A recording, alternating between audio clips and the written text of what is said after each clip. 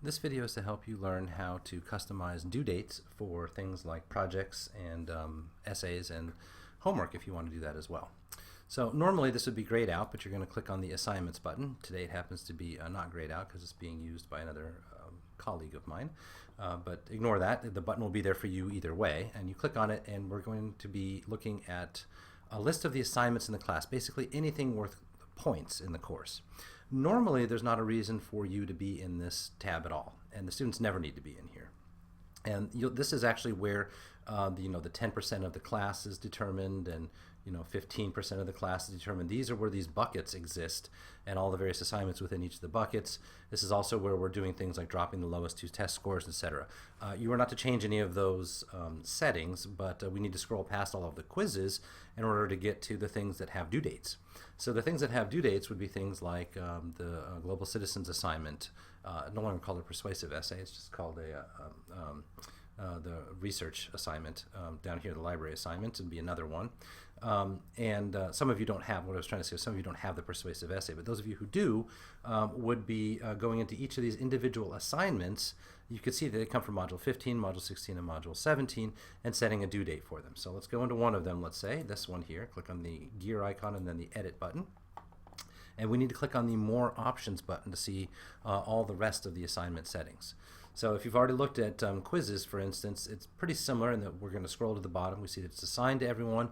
It doesn't at the moment have a due date. So you would need to go locate the due date for Module 15. So in your class, you might be Monday, Wednesday, you might be Tuesday, Thursday. What is the date for Module 15? You would scroll to that date, and then you would select it, and then select a time if you wanted to as well. I'm sorry, that's at the bottom here. Select the time as well. That would be the due date then.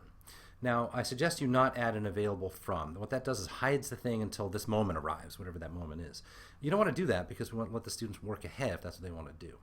You could set an end date where it's not available after this particular point. But you wouldn't have to. If it's late, it's past the due date, it'll be marked in the grade book, and you can change it back to a 0 or just make it a 0 actually, since you haven't graded it, because it's late, if that's the way you're going to do late work, etc. So you would just select a due date here, and then you would click the Save button, and then you'd have a due date specific for that assignment. So we'll go back to our list of assignments and have a quick glance at which assignments are going to need that. As I said, the quizzes was covered in a different video actually. So things like the classroom quizzes, you're supposed to have due dates on those. The regular module quizzes, I probably wouldn't bother because you're supposed to be grading those as you go anyway.